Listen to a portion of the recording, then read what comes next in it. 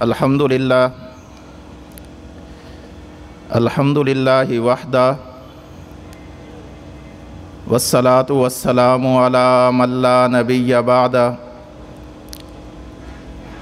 अम्मा बअदु फ़अऊज़ु बिल्लाहि मिनश शैतानिर रजीम बिस्मिल्लाहिर रहमानिर रहीम।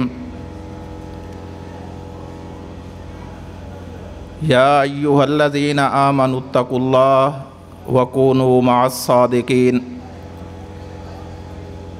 क़ाल अल्लाहु तबारक व तआला फ़ी मक़ामिन आख़र अंत वलिय्यी फ़िद दुनिया वल आख़िरा तवफ़्फ़नी मुस्लिमन व अलहिक़नी बिस्सालिहीन।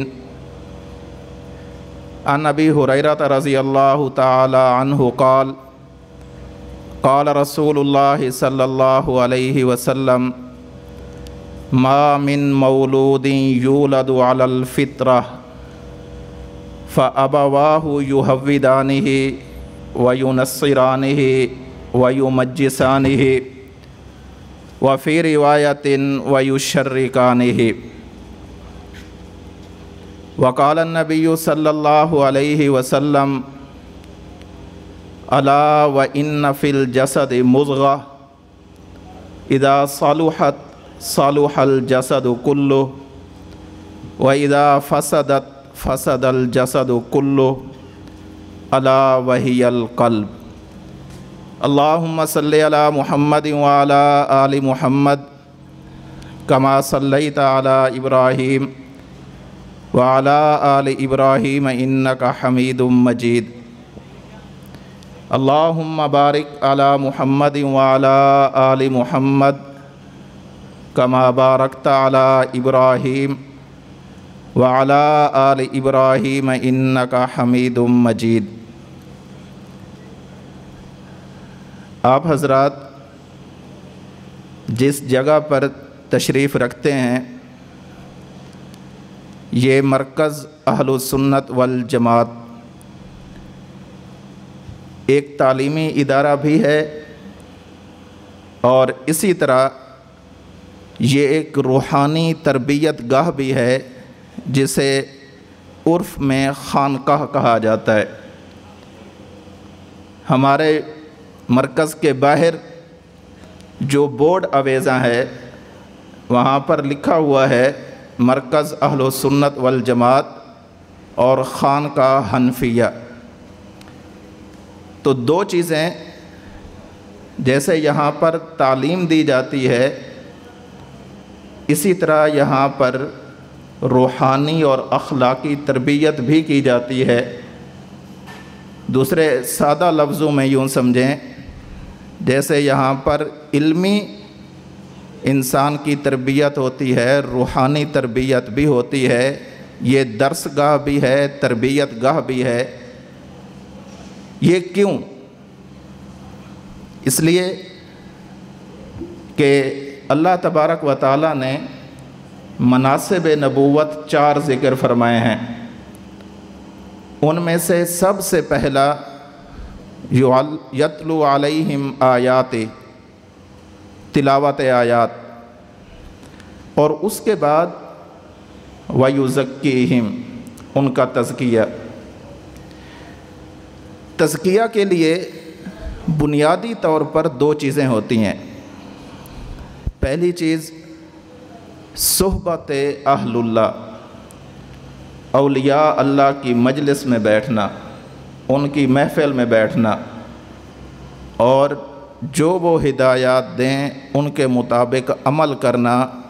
गोया मुर्दा बदस्ते गस्साल, जैसे गुस्ल देने वाला मुर्दे को जिस तरफ लिटा दे, जैसे कर दे, वो नहीं पूछता मुझे ऐसा क्यों कर रहे हो। ये माहौल और सुहबत, मजलिस, महफ़िल औलिया अल्लाह की, इसको इंसानी ज़िंदगी बदलने में बहुत दखल है। इसके लिए कुरान पाक की कई आयत मौजूद हैं। जो आयत करीमा मैंने आप हज़रात के सामने तिलावत की है, या अय्युहल्लज़ीना आमनुत्तक़ुल्लाह, ऐ ईमान वालो अल्लाह से डरो। یہ اللہ کا ڈر جب دل کے اندر پیدا ہو جائے تو دنیاوی معاملات بھی درست ہو جاتے ہیں اور اخروی معاملات اللہ تبارک و تعالی اپنے فضل اور کرم سے آسان فرما دیتے ہیں۔ لیکن یہ خوف دل کے اندر کیسے پیدا ہوگا؟ آگے اس کا جواب ہے وَكُونُوا مَعَ الصَّادِقِينَ، اللہ کے ولیوں کے ساتھ اٹھنا بیٹھنا اپنا شروع کر دو، یہ خوف خدا کی صفت تمہارے دل کے اندر آ جائے گی۔ مفسرین اکرام نے لکھا ہے خالطوہم ای لتکونوا مثلہم، ان کے ساتھ اپنی مجالست اور اٹھنا اور بیٹھنا، اپنے احوال بتانا، ان کی مجلس میں رہنا اس قدر ہو، اتنا زیادہ ہو، خالطوہم، ان کے ساتھ ہر وقت آپ کا اٹھنا بیٹھنا ہو۔ یہ کیوں؟ ای لتکونوا مثلہم، جیسے وہ ہیں ویسے اللہ انہیں بھی بنا دیتا ہے جو ان کی مجلس میں آتے ہیں۔ اللہ کے نبی صلی اللہ علیہ وسلم نے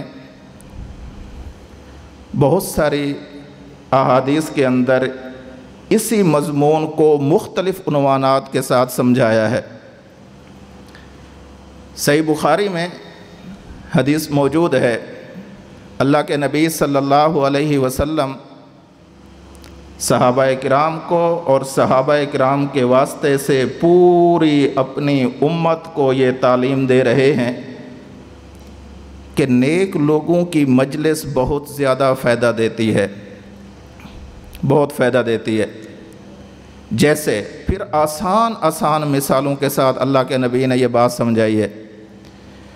مثلاً ایک روایت میں ہے، اللہ کے نبی صلی اللہ علیہ وسلم ارشاد فرماتے ہیں کہ اولیاء اللہ کی صحبت، نیک لوگوں کی صحبت انسان کے دل پر اثر کرتی ہے۔ جیسے آدمی کسی عطر فروش کی دکان سے گزرے، اس سے عطر نہ بھی خریدے، لیکن وہاں گزرنے کی وجہ سے اس دکان کے اندر عطر کی مہکتی ہوئی فضا اس کے دل دماغ کو روشن کر دیتی ہے۔ اسی طرح اللہ کے نبی صلی اللہ علیہ وسلم نے ارشاد فرمایا کہ بری مجلس سے اپنے آپ کو بچاؤ، بری سوسائٹی سے، برے دوستوں سے، بری اٹھک بیٹھک سے اپنی حفاظت کرو۔ کیوں؟ جیسے لوہار کی ایک بٹھی ہوتی ہے جہاں پر وہ لوہا گرم کرتے ہیں، کوٹتے ہیں اور اس سے جو چیز بنانا چاہتے ہیں وہ بن جاتی ہے، تو آدمی اس کے قریب سے گزرے، وہاں بیٹھے بھی نہیں، اگر آگ کی تپش اس کے جسم کو اثر انداز نہ بھی کرے تو وہاں سے اٹھنے والا جو دھواں ہے یہ انسان کے دماغ کو، انسان کے دل کو کوفت دیتا ہے، تکلیف دیتا ہے۔ تو اللہ کے نبی صلی اللہ علیہ وسلم ارشاد فرماتے ہیں ایسے لوگوں کے ساتھ رہو جن پر اللہ کی رحمتیں برستی ہیں، ایسے لوگوں کے ساتھ رہو جن پر اللہ کی لطف و عنایات کی برکھا رم جھم برستی ہے۔ یہ انسان کی زندگی کو تبدیل کرنے میں بہت معاون چیز ہے۔ اور یہ جو خانقاہیں ہیں، کل بھی حضرت استاد محترم متکلم اسلام مولانا محمد الیاس گھمن حفظہ اللہ اسی مضمون کو اپنے بہت زیادہ پیارے انداز کے اندر آپ حضرات کی سماعتوں کے حوالے کر رہے تھے۔ یہ خانقاہیں آج سے نہیں ہیں۔ اگر آپ کو تفاسیر پڑھنے کا شوق ہے تو میرا ایک مشورہ ہے، برادرانہ مشورہ، کہ آپ تفاسیر میں جب تک بیان القرآن نہیں پڑھتے سمجھیں کہ آپ نے تفسیر کو سمجھا ہی نہیں ہے، قرآن کی روح کو نہیں سمجھے۔ بیان القرآن اس طرز پر لکھی گئی ہے کہ جس کے اندر فقہی مسائل سے گفتگو بھی ہے، اور جہاں جہاں تصوف، سلوک اور احسان کی مباحث آتی ہیں تو حضرت تھانوی رحمۃ اللہ علیہ اس کی مکمل تفصیل فرماتے ہیں۔ یہ خانقاہوں کا وجود کب سے ہے؟ کیونکہ آپ مرکز میں تشریف لائے ہیں تو یہاں جو بات بھی کی جاتی ہے بڑی ذمہ داری سے کی جاتی ہے اور دلائل کی بنیاد پر کی جاتی ہے۔ یہ خانقاہیں آج کی پیداوار نہیں، یہ خانقاہیں اللہ کے نبی صلی اللہ علیہ وسلم کے زمانے سے چلی آ رہی ہیں۔ فی بیوت اذن اللہ ان ترفع، اس آیت کے تحت حضرت تھانوی رحمۃ اللہ علیہ نے بیان القرآن میں لکھا ہے، حضرت مولانا ادریس کاندھلوی رحمۃ اللہ علیہ نے معارف القرآن میں لکھا ہے، سیرت المصطفیٰ میں بھی لکھا ہے، مولانا عبد المعبود صاحب نے تاریخ مدینہ منورہ میں لکھا ہے، اور سیر و اعلام النبلاء میں علامہ ذہبی رحمۃ اللہ علیہ نے بھی یہ بات لکھی ہے کہ اللہ کے نبی صلی اللہ علیہ وسلم کے زمانے کے اندر ان خانقاہوں کا وجود تھا۔ اور حضرت مولانا ادریس کاندھلوی رحمۃ اللہ علیہ نے یہ لکھا ہے کہ تحویل قبلہ کے وقت جب قبلہ بیت اللہ کی بجائے بیت المقدس کو بنایا گیا تو اس وقت اس قبلہ اول کی طرف ایک جگہ بچ گئی تھی جہاں پر اصحاب صفہ رہا کرتے تھے، چند ایسے درویش قسم کے صحابہ، خدا مست صحابہ جن کا اوڑھنا بچھونا شریعت اسلامیہ کا حصول اور آگے اس کی اشاعت اور تحفظ تھا، وہ وہاں پر رہتے۔ حضرت کاندھلوی فرماتے ہیں گویا یہ انذار و تبشیر کی نبی کریم صلی اللہ علیہ وسلم کی خانقاہ تھی جہاں پر آپ اپنے صحابہ کی روحانی تربیت فرمایا کرتے۔ بہت سارے اس پر حوالے پیش کیے جا سکتے ہیں اور اس خانقاہی اعمال پر بھی حوالہ جات پیش کیے جا سکتے ہیں۔ ہمارے ہاں بعض ایسے لوگ، بعض ایسے علماء جن کے دل میں دین کا درد ہے اور ان کے عقل میں دین کی صحیح فہم نہیں ہے، وہ ایک بات عموماً اتنی بے دھیانی سے کہہ دیتے ہیں کہ جی یہ ایسی کوئی چیزیں نہیں ہیں، یہ بعد میں مولویوں نے خود گھڑ کے ایسا کر لیا، اور بعض سادہ لوگ انسان ان کا شکار ہو جاتے ہیں۔ جیسے علم کے حلقے مسجد نبوی شریف میں ہوا کرتے تھے، اللہ کے نبی صلی اللہ علیہ وسلم مسجد نبوی میں تشریف لائے، سنن دارمی میں روایت موجود ہے، اللہ کے نبی صلی اللہ علیہ وسلم جب مسجد میں تشریف لائے تو دو طرح کے حلقے بنے ہوئے تھے۔ ایک وہ حلقہ جنہوں نے اللہ کے نبی صلی اللہ علیہ وسلم سے علم سیکھا اور بعد میں اس کا مذاکرہ کر رہے تھے، جسے ہماری طلباء برادری کی زبان میں کہتے ہیں تکرار کر رہے تھے،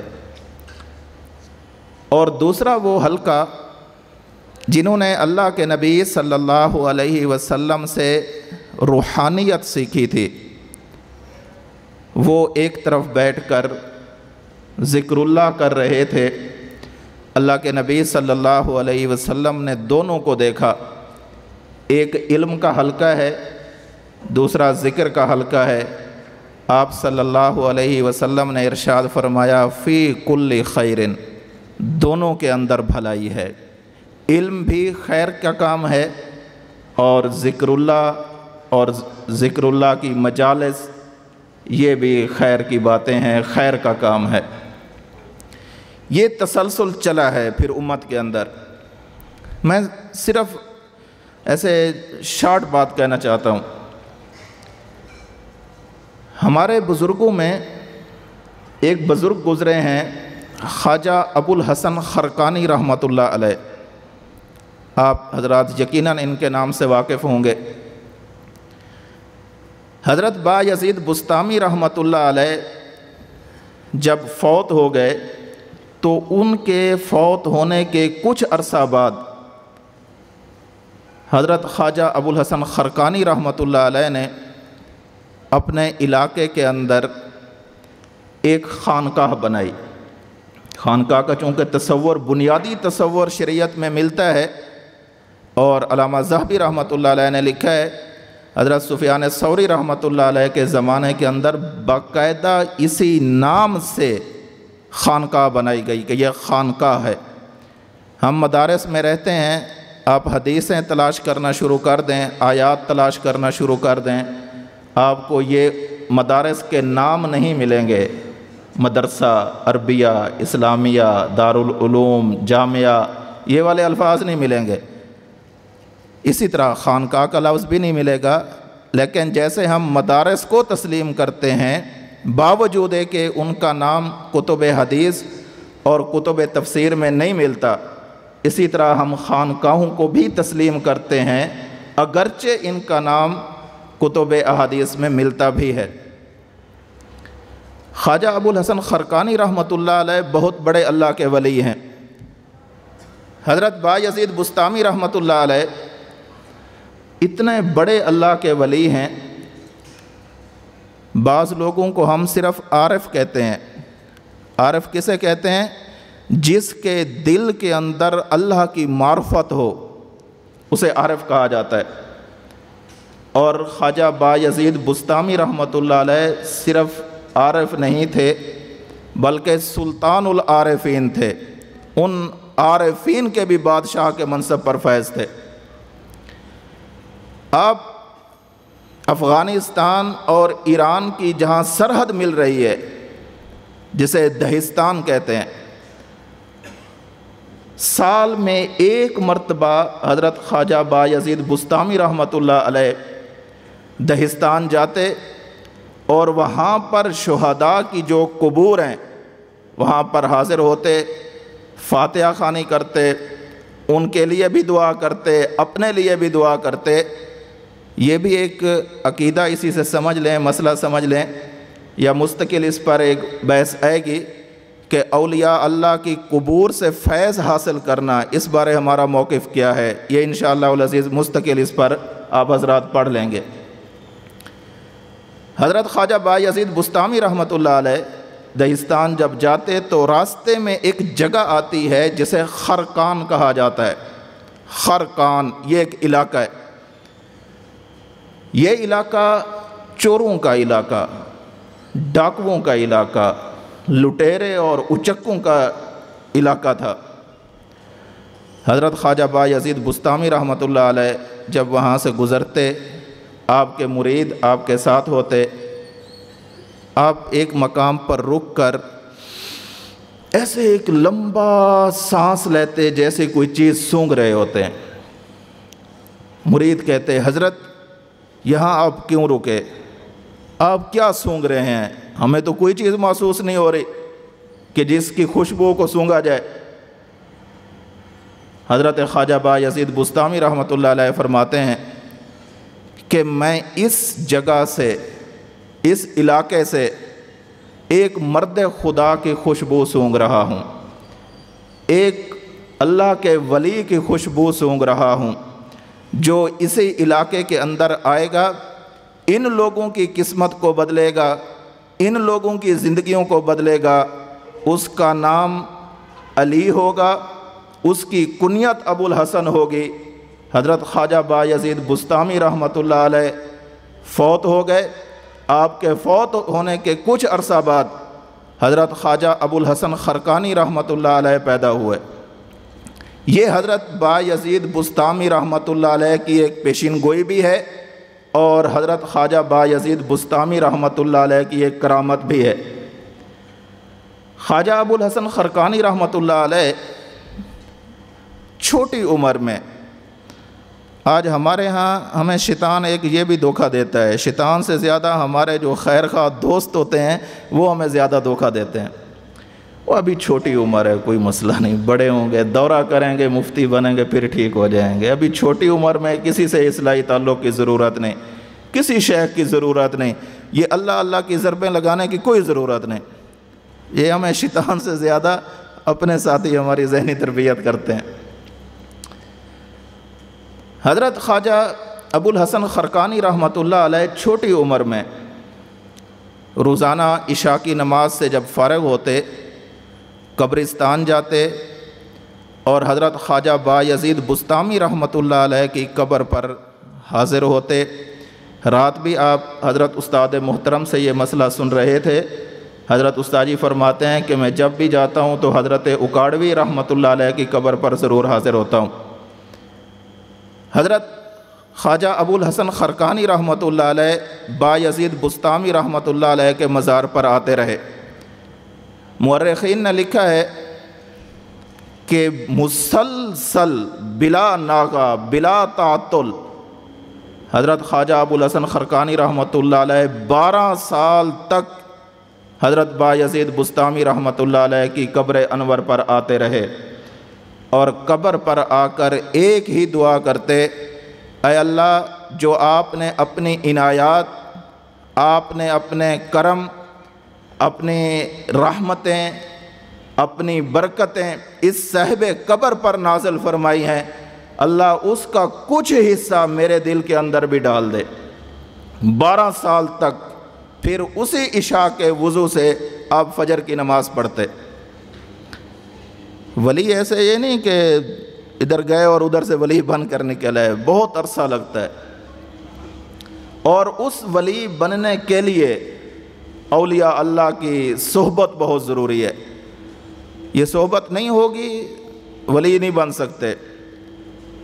مولا روم، مثنوی روم جنہوں نے لکھی ہے، وہ خود فرماتے ہیں مولوی ہرگز نہ باشد مولا روم، گر غلام شمس تبریز نشد۔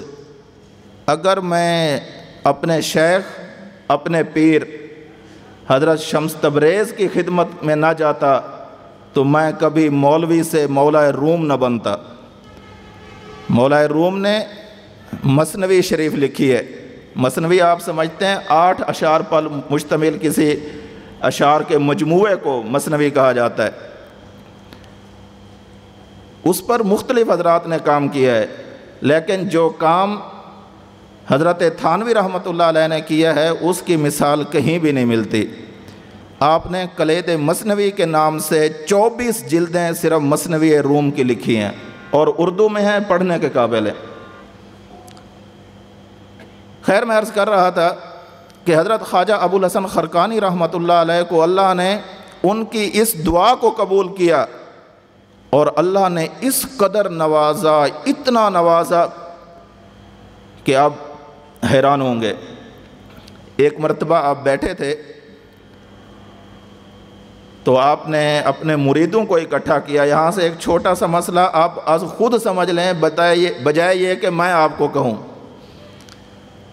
آپ بیٹھے ہوئے تھے تو آپ نے اپنے مریدوں سے کہا، دوسرے لفظوں میں آپ استاد تھے اور آپ نے اپنے شاگردوں سے کہا کہ خانقاہ کی صفائی کرو۔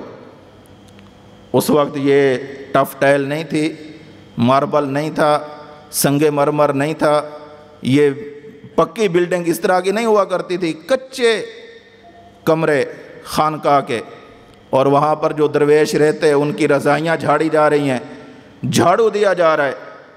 مورخین کہتے ہیں کہ جمعہ کا دن تھا، خواجہ ابو الحسن خرقانی رحمۃ اللہ علیہ نے لمبی زلفیں سنت کے مطابق رکھی ہوئی، آپ کو سر میں کھجلی ہوئی، خارش ہوئی۔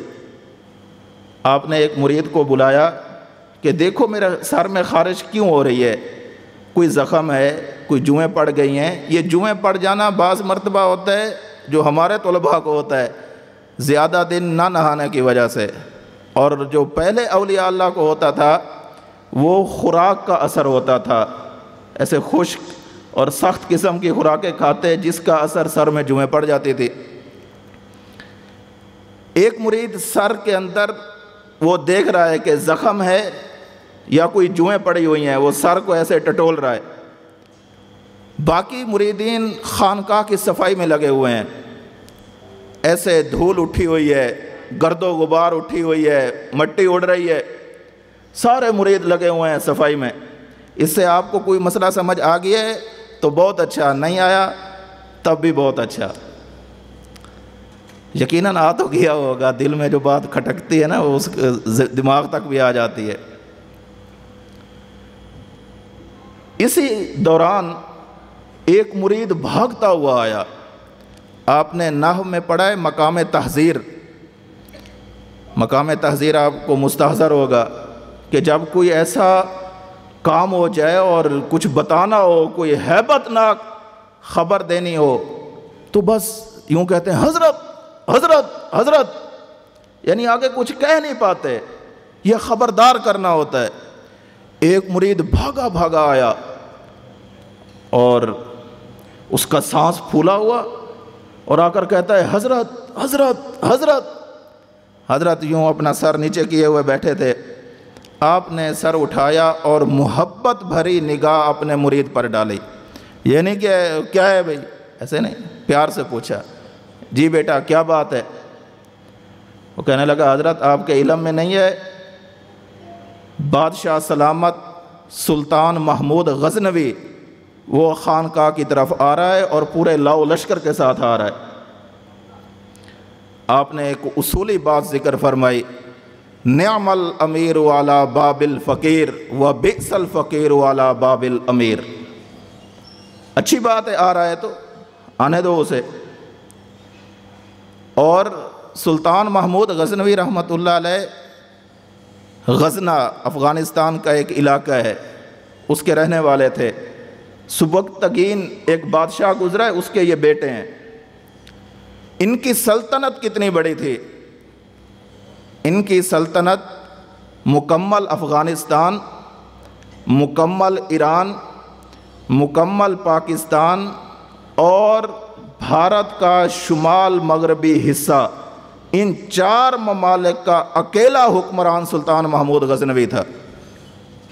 ہمارے ہاں تو جن لوگوں کے پاس 2 ٹکے آ جائیں وہ مولویوں کو سلام تک نہیں کرتے، اور یہ 4 مملکتوں کا اکیلا بادشاہ، اتنی بڑی سلطنت کا بادشاہ اور شاہی خاندان میں پلا بڑا، وہ جب آیا اور آ کر بیٹھ گیا اور حضرت سے کہا، خواجہ ابوالحسن خرقانی رحمۃ اللہ علیہ سے، حضرت میری طرف سے یہ کچھ ہدیہ ہے، آپ قبول فرما لیں۔ اور آپ حیران ہوں گے کہ با اثر شخصیات جو گزری ہیں ان میں یہ دوسرا نمبر ہے سلطان محمود غزنوی کا، پھر سکندر روم کا ہے، پھر تیمور لنگ کا ہے، سب سے پہلا نمبر چنگیز خان کا ہے۔ وجاہت، دبدبا، سطوت، شوکت، یہ ساری چیزیں ان کے گھر کی لونڈی ہوا کرتی تھیں۔ سلطان محمود غزنوی رحمۃ اللہ علیہ جب آئے تو حضرت خواجہ ابوالحسن خرقانی رحمۃ اللہ علیہ جس حالت میں بیٹھے تھے اسی حالت میں بیٹھے رہے، ٹس سے مس بھی نہیں ہوئے۔ ان کے لیے نہ کوئی خوشامدانہ لہجہ اپنایا ہے، نہ ان کی چاپلوسی کی ہے، نہ حضرت حضرت کی ہے، جیسے وہ آئے ویسے بیٹھے رہے۔ جب وہ آئے ان کے دل میں اس وقت کے بادشاہوں کے دلوں میں علماء کی قدر تھی، پیروں کی قدر تھی، اولیاء اللہ اور مشائخ کی قدر ہوا کرتی تھی۔ آج مصیبت ہے کسی میں بھی نہیں ہے، یعنی صرف بادشاہوں کو نہیں کوسنا چاہیے، مولویوں میں بھی مولویوں کی قدر نہیں ہے۔ خیر، جب وہ آئے سلطان محمود غزنوی اور اپنے ساتھ ایک تھیلی لائے، اشرفیوں سے بھری ہوئی تھیلی، حضرت کے ایسے قدموں میں رکھی اور کہا کہ حضرت اسے قبول فرمائیں۔ حضرت نے ایسے دھتکار دی، لے جاؤ میں نہیں لیتا۔ بڑی شان بے نیازی سے بات کی۔ انہوں نے دوبارہ درخواست کی کہ حضرت تھوڑی سی شفقت فرمائیں۔ آپ نے مزید آگے پھینک دی، کہا نہیں کہ ایک مرتبہ لے جاؤ، میں نے نہیں لینی۔ سلطان محمود غزنوی بہت شرمندہ ہوا، تیسری مرتبہ ایسے آدھے منہ بات کی کہ حضرت اگر شفقت ہو جائے۔ آپ نے ایک مرید کو بلایا، خواجہ ابوالحسن خرقانی رحمۃ اللہ علیہ نے، بیٹا ادھر آؤ۔ وہ آئے، انہیں کہا کہ جہاں درویش بیٹھ کر کھانا کھاتے ہیں متم، وہاں کوئی سوکھی روٹی کا ٹکڑا پڑا ہوگا، وہ اٹھا کر لے آؤ۔ مرید گیا اور مطعم سے ایک سوکھی روٹی کا ٹکڑا لے آیا۔ بادشاہ کو کہا، سلطان محمود غزنوی کو، خواجہ ابوالحسن خرقانی کہتے ہیں، کہ اسے کھاؤ۔ وہ بادشاہ تھا، شاہی دسترخوان پر بیٹھ کر شاہی کھانے کھانے والا، وہ بھلا اس طرح کی سوکھی روٹی کیسے کھا سکتا تھا؟ خیر ایک لقمہ توڑا، وہ بالکل لکڑی کی طرح سوکھی ہوئی، اور دانتوں میں رکھ کر چبانے کی کوشش کی، لیکن یہ صرف درویش کھا سکتے ہیں، بادشاہوں کا کام نہیں ہے۔ بادشاہ نے جب بہت کوشش کی اور دیکھا، حضرت خواجہ ابوالحسن خرقانی نے دیکھا کہ یہ اس سے نہیں کھائی جائے گی، تو پوچھا کیا ہوا، کیوں نہیں کھا رہے؟ وہ عرض کرنے لگا، حضرت بہت سوکھی ہے، میرے گلے کے نیچے نہیں اترے گی۔ حضرت نے فرمایا، ایسے ہی آپ کی یہ اشرفیاں ہمارے گلے کے نیچے سے نہیں اتریں گی، یہ لے جاؤ، میں نہیں لیتا۔ پھر بیٹھا مجلس میں، چونکہ خانقاہی ماحول تھا، وہاں اللہ اللہ ہوتی تھی، اس چیز کے اثرات اپنے ہوتے ہیں۔ آپ یہاں رہ رہے ہیں، جب صبح آپ ذکر کرتے ہیں تو آپ نے محسوس کیا ہوگا کہ آپ کے دل کو قوت کتنی ملتی ہے، آپ کے دل کو سکون اور اطمینان کس قدر نصیب ہوتا ہے۔ اس خانقاہ کے اثرات تھے، ذکر اللہ کے اثرات تھے کہ سلطان محمود غزنوی کے دل کے اندر جو تکبر تھا، رعونت تھی، نخوت تھی، تعلی تھی، غرور اور گھمنڈ تھا، وہ ساری کی ساری چیزیں زائل ہو گئیں۔ عاجزی آنے لگی، انکساری آنے لگی، اخلاص آنے لگا، تواضع آنے لگی۔ پھر آپ نے تھوڑی دیر اسے بٹھایا اسی مجلس میں، اور اس کے بعد انہیں اجازت دی کہ آپ یہاں سے چلے جائیں۔ اس پر ایک میں چھوٹی سی بات ہے وہ کہہ کر آگے اس بات کو شروع کرتا ہوں۔ جیسے آج کے ہمارے دور میں کچھ خشک ہمارے طلباء ہیں نا، کیا ضرورت ہے ذکر کی، بس ہم پڑھنے آئے ہمیں پڑھنے دو، یہ صبح صبح بیٹھ جاتے ہیں اللہ ہو اللہ، یہ کیا ہے؟ چونکہ ایک طبیعت نہیں کرتی تو اپنے اوپر بوجھ محسوس کرتے ہیں۔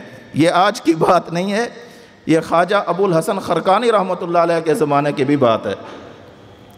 آپ نے نام سنا ہوگا بو علی سینا کا۔ بو علی سینا، ان کے بارے میں جو لوگوں نے مشہور کر رکھا ہے وہ غلط ہے، کہ انہوں نے ایک مرتبہ اللہ تبارک و تعالیٰ سے دعا کی کہ یا اللہ مجھے علی بنا دے۔ اللہ تبارک و تعالیٰ نے کہا کہ تو نے ایسا بے وقوفوں والا سوال کیوں کیا ہے؟ اب جاؤ اور سزا کے طور پر ایک بالکل لک و دک میدان بیابان ہے، وہاں پر ایک کنواں ہے، کنویں کے ساتھ جو ڈول ہے اس ڈول کو کاٹ دو اور وہ رسی اپنے پاؤں کے ساتھ باندھو، کنویں کے اندر تم الٹے لٹک جاؤ اور 40 سال تک تم نے ادھر ہی رہنا ہے۔ انہوں نے ایسا ہی کیا، لک و دک صحرا کے اندر گئے، بیابان، اور وہاں پر ایک کنواں، ڈول کو کاٹ کے پھینکا، اپنے پاؤں کو باندھا، کنویں میں الٹے لٹک گئے اور 40 سال تک اسی کنویں کے اندر لٹکے رہے۔ پھر اللہ تبارک و تعالیٰ کی ذات کو ترس آیا کہ چلو تمہیں علی نہیں بناتا، علی کی بو دے دیتا ہوں، اس لیے تم بو علی ہو۔ یہ غلط بات مشہور ہے، میں نے سنا اس لیے دی ہے کہ اگر کوئی آپ کو یہ سنائے تو یہ غلط ہے۔ بو علی سینا رحمۃ اللہ علیہ اور البیرونی کا آپ نے نام سنا ہوگا، یہ سارے اسی دور میں ہیں، خواجہ ابوالحسن خرقانی اور سلطان محمود غزنوی رحمۃ اللہ علیہ کے زمانے کے۔ حضرت خواجہ ابوالحسن خرقانی رحمۃ اللہ علیہ نے خانقاہ میں مجلس ذکر کرائی، اللہ اللہ اللہ، یہ ضربیں لگوائیں، اللہ اللہ کرایا، تو پھر اس کے بعد لفظ اللہ کے تاثیر بتلائی، اس کے فوائد بتائے، اس کے مناقب اور فضائل بتائے کہ اللہ کا آدمی نام لے تو دل کو اطمینان ملتا ہے، دل کو سکون ملتا ہے۔ اللہ کا آدمی نام لے تو اس نام کی برکت کی وجہ سے پریشانیاں دور ہو جاتی ہیں۔ اللہ کا آدمی نام لے، اس نام کی برکت کی وجہ سے یہ جتنے حوادثات اور سانحات ہیں، آفات و بلیات ہیں، اس سے انسان محفوظ ہو جاتا ہے۔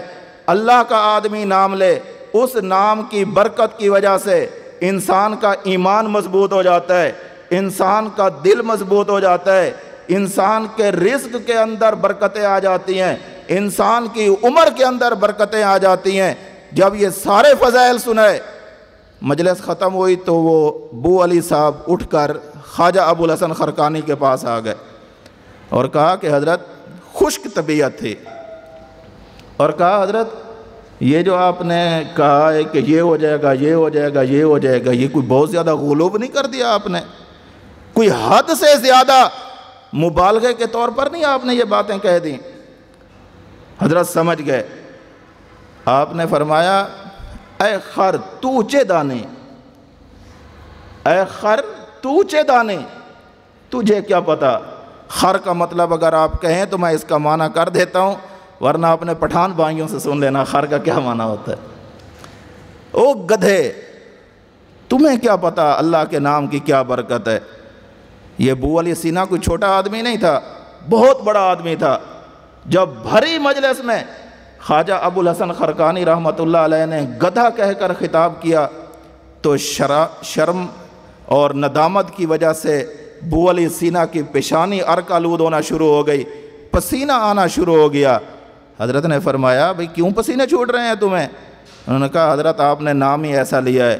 حضرت نے فرمایا میرے بھائی یہی بات میں آپ کو سمجھانا چاہتا ہوں، گدھے کا نام لیں وہ بھی اپنے اندر تاثیر رکھتا ہے، اور اگر اللہ کا نام لے وہ اپنے اندر تاثیر کیسے نہیں رکھے گا؟ تو یہ مسئلہ سمجھایا۔ تو اس طرح یہ جو آپ ذکر کرتے ہیں، آپ کی طبیعت چاہے کر لیں، طبیعت نہ چاہے پھر بھی کریں، اس کے اپنے فوائد اور ثمرات ہیں۔ سلطان محمود غزنوی کہنے لگا اسی ملاقات میں، سلطان محمود غزنوی کہنے لگا خواجہ صاحب میں نے 16 مرتبہ حملہ کیا ہے لیکن مجھے فتح نہیں مل رہی، آپ شفقت فرمائیں، میرے لیے دعا فرمائیں، وہاں کے مظلوم مسلمانوں کے لیے میں کوشش کر رہا ہوں، اللہ مجھے فتح نصیب فرمائے۔ خواجہ ابو الحسن خرقانی رحمۃ اللہ علیہ نے اپنا جبہ اتارا اور اتار کر سلطان محمود غزنوی کے حوالے کیا، کہا کہ یہ لے جاؤ، جب مشکل آ پڑے، جب جنگ بالکل پورے عروج پر ہو تو اس وقت یہ جبہ سامنے رکھنا۔ یہ مسئلہ بھی انشاءاللہ العزیز آئے گا توسل والا، وہ آپ حضرات انشاءاللہ پڑھیں گے۔ جب جنگ پورے زور پر ہو اور آپ دیکھیں کہ آپ کو جنگ میں فتح نہیں مل رہی، پھر یہ جبہ سامنے رکھنا، سامنے جبہ رکھ کر اللہ سے یہ دعا کرنا، اے اللہ اگر اس جبے والے نے آپ سے سچی محبت کی ہے، اس سچی محبت کا واسطہ ہمیں جنگ میں فتح نصیب فرما۔ جنگ زوروں پر تھی اور دونوں طرف سے گھمسان کران پڑا، بہت ٹف قسم کی جنگ تھی، اور ادھر سے راجہ جے پال اور دوسرے تیسرے یہ سارے آئے ہوئے، جنگ نہیں فتح ہو رہی۔ اسی دوران سلطان محمود غزنوی رحمۃ اللہ علیہ کو خیال آتا ہے کہ خواجہ ابو الحسن خرقانی نے مجھے ایک جبہ دیا تھا اور کہا تھا کہ اس سے ایسے ایسے دعا کرنا، اس سے توسل کرنا۔ تو انہوں نے وہ جبہ سامنے رکھا اور دعا کی، یا اللہ اس جبے والے کے دل کے اندر اگر تیری سچی محبت ہے، میں اس سچی محبت کا واسطہ دے کر کہتا ہوں، اللہ میں وہاں کے مظلوم مسلمانوں کے لیے لڑ رہا ہوں، مجھے جنگ کے اندر فتح نصیب فرما۔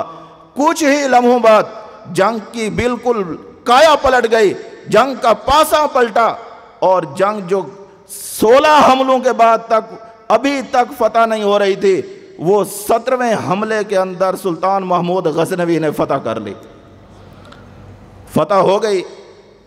فتح کے کچھ عرصے بعد جب دیگر ضروریات سے سلطان فارغ ہوئے تو دوبارہ گئے خواجہ ابو الحسن خرقانی رحمۃ اللہ علیہ کے خانقاہ میں۔ ہمارے ہاں تو لوگ احسان فراموش ہوتے ہیں، کام نکل جائے پھر سال سال تک سلام بھی کوئی نہیں کرتا۔ یہ سلطان تھا، بادشاہ تھا، اور بادشاہوں والا دماغ تھا۔ یہ دوبارہ اسی مجلس کے اندر گئے، اسی خانقاہ کے اندر گئے، خواجہ ابو الحسن خرقانی رحمۃ اللہ علیہ کی خانقاہ میں، اور جا کر کہا حضرت آپ نے جو مجھے ہدایت دی تھی کہ یہ جبہ سامنے رکھ کر دعا کرنا، میں نے ویسے دعا مانگی ہے اور اللہ تبارک و تعالیٰ نے اپنے فضل کرم اور احسان کا معاملہ کیا، جنگ کے اندر ہمیں فتح مل گئی ہے۔ حضرت خواجہ ابو الحسن خرقانی پوچھتے ہیں سلطان آپ نے دعا کیسے کی تھی؟ وہ مجھے ذرا الفاظ بتاؤ۔ تو سلطان کہنے لگے تو میں نے یہی دعا کی کہ یا اللہ اس جبے والے کی سچی محبت کے واسطے مجھے اس جنگ کے اندر اس فلاں علاقے کے لیے فتح نصیب فرما۔ خواجہ ابو الحسن خرقانی رحمۃ اللہ علیہ کی آنکھیں نمناک ہو گئیں، ایسے ہلکے سے آنسو اس کے اندر امڑ ہے، اور فرمانے لگے سلطان یار تو نے بہت سستا سودا کر دیا ہے، بہت سستا سودا کر دیا ہے، غلطی ہو گئی تجھ سے۔ اگر اس جبے کو سامنے رکھ کر تو صرف ایک علاقے کی نہیں پوری دنیا کی فتح کی بات کرتا، اللہ وہ تیرے ہاتھ پر پوری دنیا کو بھی فتح کر دیتا۔ یہ اولیاء اللہ کی مجلسوں میں ایسی چیزیں ملتی ہیں، انہیں کی محافل اور انہیں کے ساتھ اٹھنے بیٹھنے سے ایسی چیزیں ملتی ہیں۔ سلطان محمود غزنوی فوت ہو گئے، میں بالکل بات کو اینڈ کر رہا ہوں۔ سلطان فوت ہو گئے، کسی نے خواب میں دیکھا سلطان محمود غزنوی کو، پوچھا کہ کیا گزری؟ کہا کہ تم دیکھ نہیں رہے جنت کے اندر بھی بادشاہوں کی طرح رہ رہا ہوں، ٹھاٹھ کی زندگی ہے۔ انہوں نے کہا کہ عمل کون سا ہے؟ اب اس جواب کو اپنے پلے باندھیے گا اور اس سے کچھ سبق حاصل کرنے کے لیے اپنے دل و دماغ کو وسعت دیجیے گا۔ سلطان محمود غزنوی فرمانے لگے کہ اللہ تبارک و تعالیٰ نے فرمایا ویسے تو تیرا کوئی عمل ایسا نہیں جو ریا سے خالی ہو، عجب سے خالی ہو، خود پسندی کی بو اس کے اندر نہ آتی ہو، اس کے اندر ریا کا عنصر نہ پایا جاتا ہو، کوئی ایسی نہیں ہے کہ جس کے اندر سارا اخلاص ہی اخلاص ہو۔ لیکن جس دن تو خواجہ ابو الحسن خرقانی میرے ولی کی خانقاہ کے اندر گیا، وہ درویش جھاڑو دے رہے تھے، اس سے جو گرد و غبار اٹھ رہا تھا وہ جب تیرے منہ پر پڑا، ایک مرتبہ تیرے دل میں آیا کہ اس سے میں اپنے چہرے کو صاف کر لوں، لیکن اچانک پھر تیرے دل نے یہ فیصلہ کیا کہ اس سے بہتر ہے، اسے صاف کرنے سے بہتر ہے کہ یہ میرے منہ پر لگی رہے، ہو سکتا ہے اللہ اسی کی برکت سے میری مغفرت کر دے۔ آج اسی مٹی کی برکت کی وجہ سے میں نے تجھے بخش دیا اور یہ جنت تمہیں دیتا ہوں۔ یہ چیزیں ہوتی ہیں، خانقاہوں میں رہنے سے ملتی ہیں۔ دعا فرمائیں اللہ تبارک و تعالی جو کچھ کہا سنا اس پر عمل کی توفیق نصیب فرمائے۔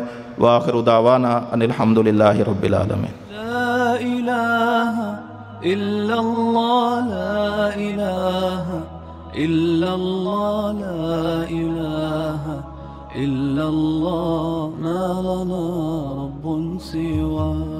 لا الہ